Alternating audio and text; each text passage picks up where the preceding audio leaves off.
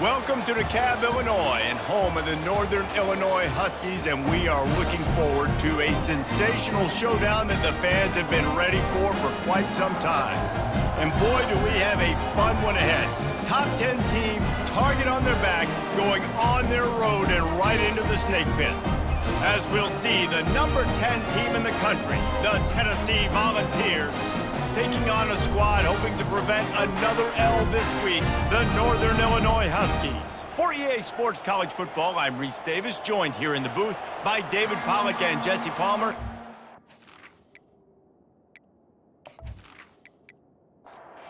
Northern Illinois about to kick it off as we get things started. Here he comes from inside his own 5. He was looking for some running room, but not much to be found as he stopped at the 18. The Volunteers offense takes the field to start this game off. And here's the man they want to get the ball to in this passing game. This is the type of receiver, David, when he's covered, he's still open. He's still putting that hand up in the air. Coach, I'm still open. And more importantly, his quarterback knows that. They're going to move him all over the field. They're going to feature him on offense. They're going to make sure he gets a lot of touches, whether he's open or whether he's open, because he's always open.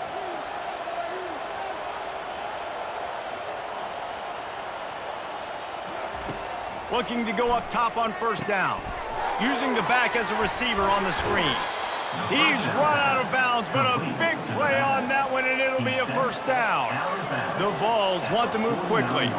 There's a lot of different ways this offense can attack you throwing the ball. One of them is getting the running back going, and the screen is a great way to get him lathered up and get the defense starting to think about him a little bit more now. Last play was a near disaster, now dealing with 2nd and 13. The RPO, it's complete. They bring him down, but a solid pickup to put them in position to pick up a first down. Looking downfield, it's Iamaleava. Got his man on the right. He steps out of bounds, but he's got a first down on the play. The Volunteers come to the line with a new set of downs. And first down for the offense.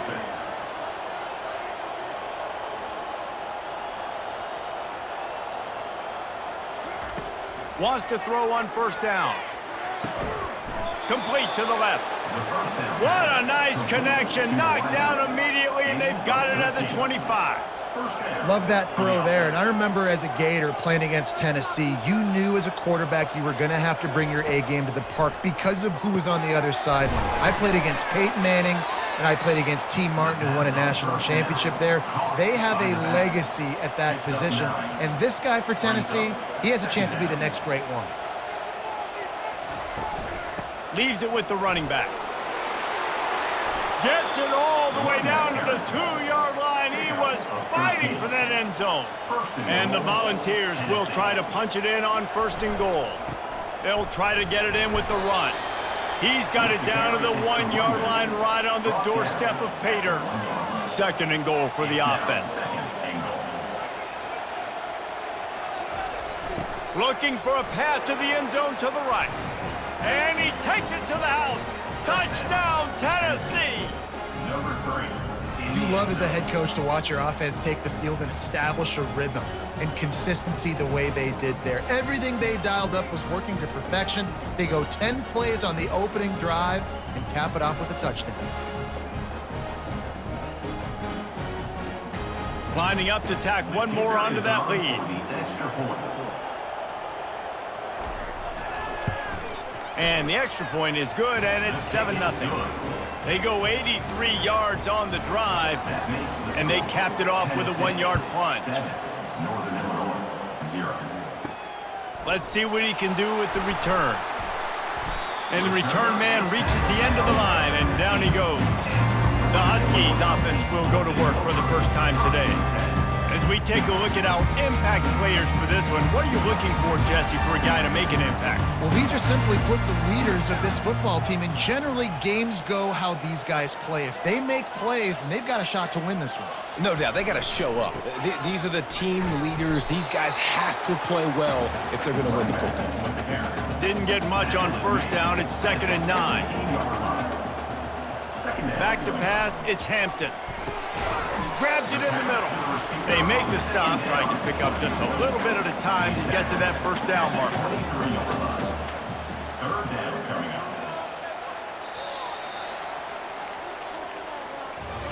That's the end of the quarter, and Tennessee has the lead. Guys, let's have a look at the stats as we've played one period. Northern Illinois, 0.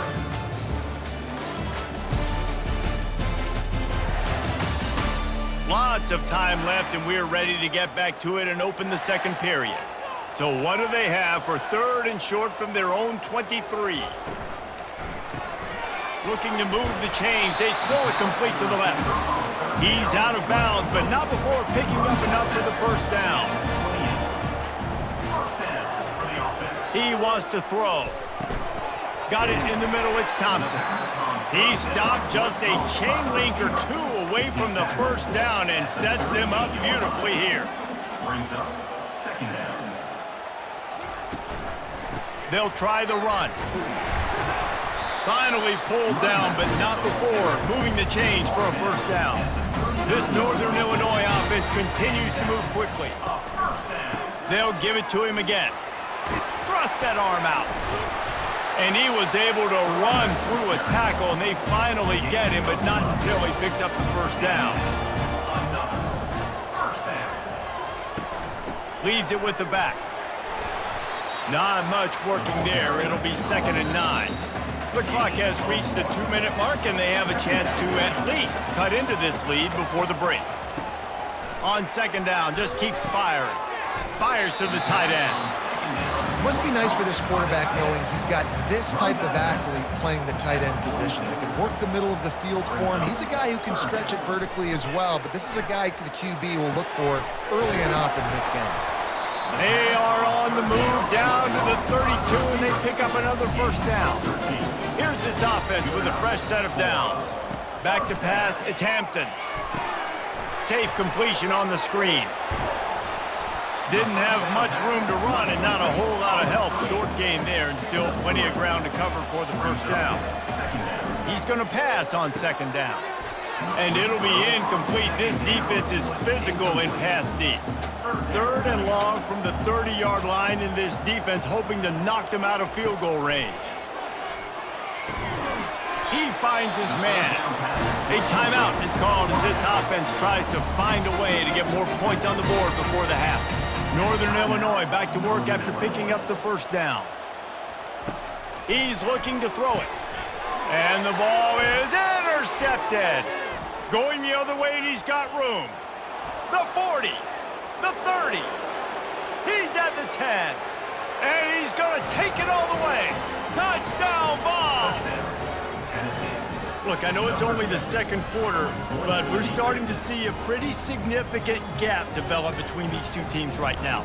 No doubt. When your defense is scoring, your offense is scoring, good things happening for your ball club. This defense on point, reading their scouting report, making big plays.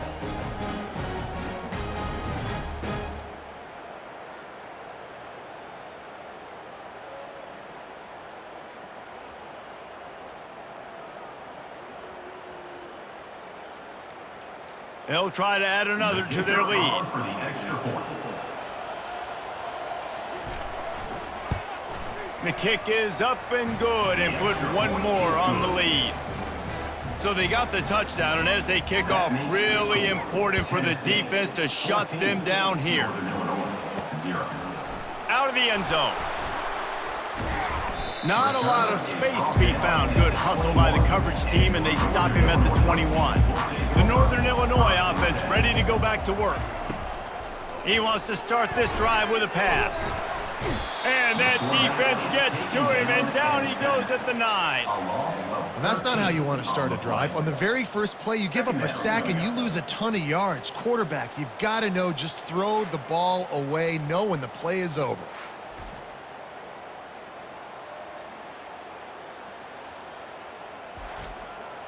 Time dwindling away as they try to put points on the board right before the half.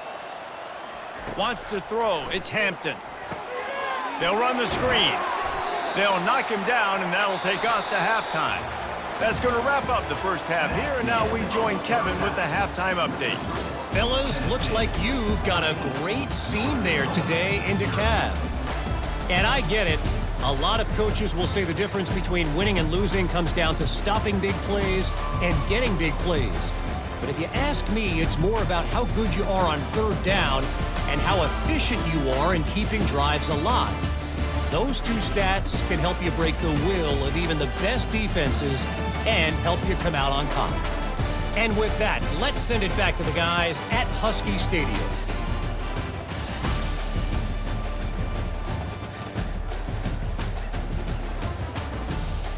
And the Vols will kick it off to start the second half. And he takes this from inside the 5. He was hoping for something a little more dynamic, but they get him on the ground at the 20. Guys, we'll see what the plan is for this Northern Illinois offense. If they're going to get on top in this game, they're going to have to find a way to get the running game going in the second half. Agree, so it can create some more balance, some more unpredictability. I feel like this defense has got a good beat on what they're doing, especially if they don't mix it up a little bit. So I do look for a little second half. And they get to the quarterback and knock him down back at the 16. Well, the defense knew coming into the second half here, they were going to have to crank up the pass rush, right? They've got the lead. They're going to be seeing this quarterback drop back. How can you affect him? You've got to win up front one-on-one and get home, and they did there on third down. And this offense just has to find a way to convert this third down, or else they are really in trouble. Looking to throw, and he needs a chunk play. Got him downfield. Open runway ahead. And they were looking for a chunk play, and they got it. The explosive picks up more than 30. How about that job after the catch on a critical third down? He's able to make people miss. He's able to use his speed. Ball was thrown out in front of him so he could advance it, and all of a sudden, this offense set up first and goal.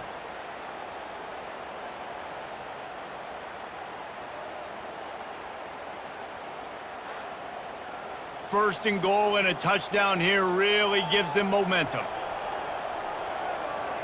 Wide receiver shows motion. Keeping it on the ground on first and goal. And he sprints to the end zone. Touchdown, Northern Illinois. Sometimes we ask coaches about halftime adjustments and they go blah, blah, blah, blah, blah. And then sometimes they make some good ones. Sometimes that blah, blah, blah, blah, blah actually works, but it's working now. But it might be too little too late, but at least you got the party started.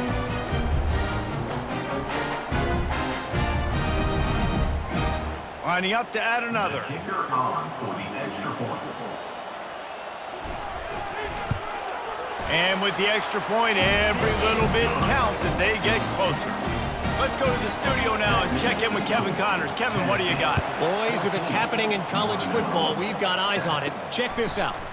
South Carolina is down, but they are not out of it. Not there in Columbia, one of the most special places to watch a game in all of college football. They're trailing by just 4 to LSU.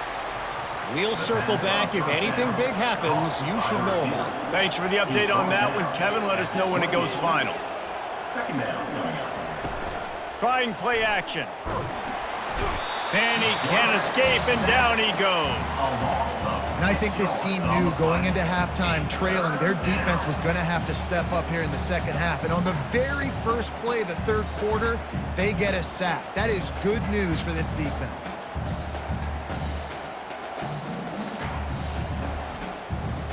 A third and long coming up here.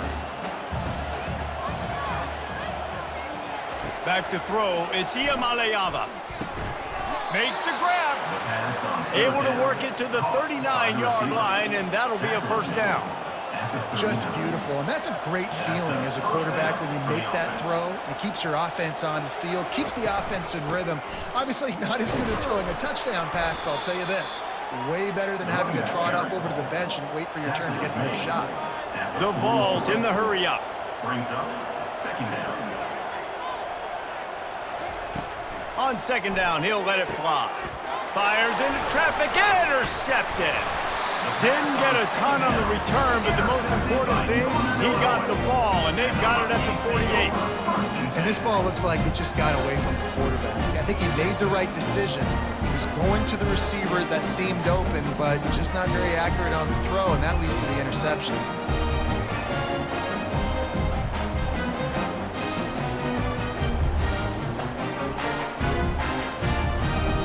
Northern Illinois takes over as the offense heads to the field.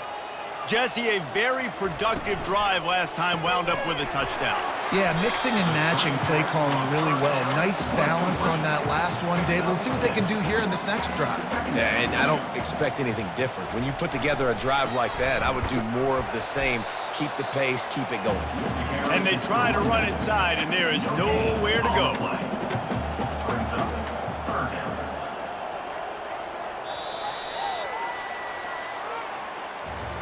That's the end of the quarter, and Tennessee has the lead.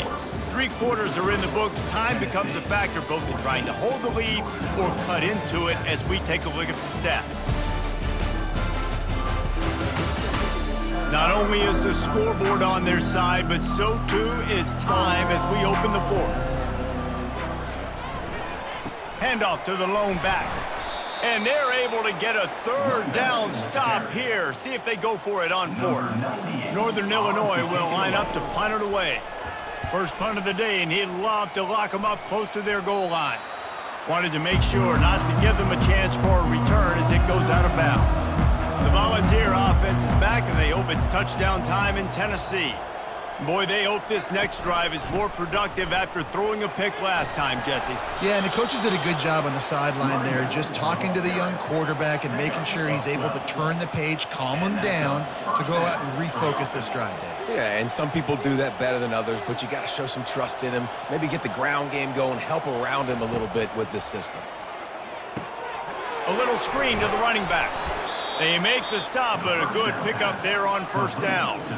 Trying to get a rhythm in the passing game, now on 2nd down. I love an offense that wants to stay aggressive. Even when you've got the lead late in the game like this, right, you still try to find your playmakers and get them the ball in space, and that is exactly what this offense is doing. And the defense snows him under after a very short game.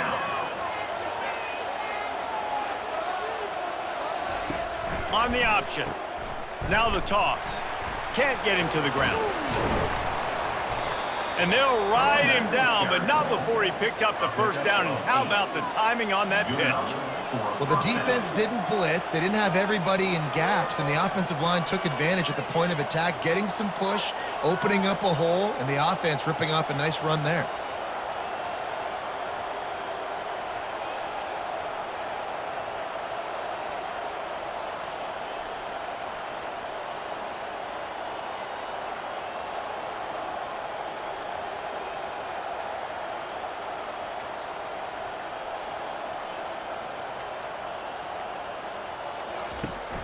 They'll run the ball. The clock is on their side. Continuing to churn and move it forward, and they're closing in on midfield. It's down at the 48. Clock continues to run, and they'll be happy to wind it all the way down before they snap it.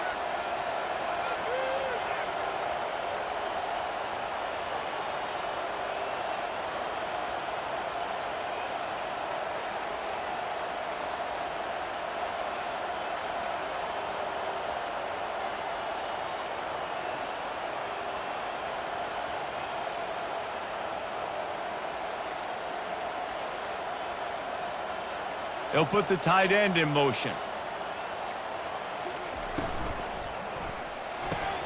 Quick completion to the right. They get him down after he makes the catch. We've reached a 2-minute warning in this offense, trying to milk this clock and keep time on their side. It'll be a run on 3rd and short. He's knocked down in the backfield. He'll lose a couple. Defense uses a timeout quickly, trying to get that ball back and preserve time for their offense. The Volunteers send out the punt unit, getting our first look of the afternoon at the punter. The ball hits at the 5, and it'll go into the end zone for a touchback. The offense lining up for a 1st down play. He's going to pass. He's got his man. I think in this situation, 2 minutes, trailing late, I think you got to be throwing to the sticks every time. I don't know if these short completions are going to get it done. You're just not going to have enough time to get down the field. So from a play calling standpoint, I think you want to think about being a little bit more aggressive. Pocket starts to collapse. Quickly out to the tight end.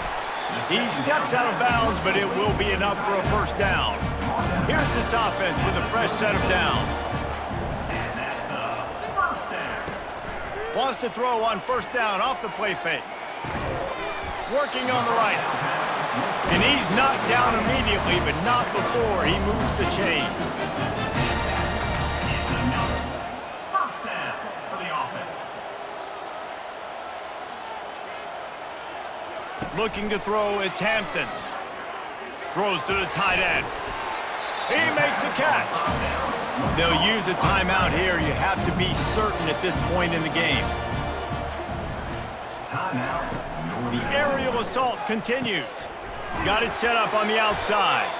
And it's pretty obvious there was a big hole in that screen, and the defense ran right through it. Second down coming up. And they'll spike the ball to try to save as much time as they can. If they can convert here, that type of play can really give you a shot of momentum. 3rd and long, and he'll try to throw for it. Makes the grab down the middle. He's really close to that first down marker, but they stop him just a bit short. 4th down coming up. On 4th down, he'll try to toss it. Can't find his man. It'll be incomplete, and that is a heartbreaker this late in the game. Will be in turnover on downs. The quarterback takes a knee. It has been said that the obstacle is the way, and this obstacle is now back-to-back losses. Back-to-back L's. It's not the end of the world, though. I still think there's time for this team to figure out what they're going to do, how they're going to finish the season strong. It's not over yet. 2 bad weeks. Flush it down the toilet. Refocus the mechanism. We're ready to rock and roll next week. It just needs to be about finding a way to win a game right now. In all likelihood, 99.9% chance the college football playoff now is not a possibility anymore. That's okay. Let's worry about winning a game. Let's go back. Let's watch the film. Let's get back to being who we are so we can get this ship right.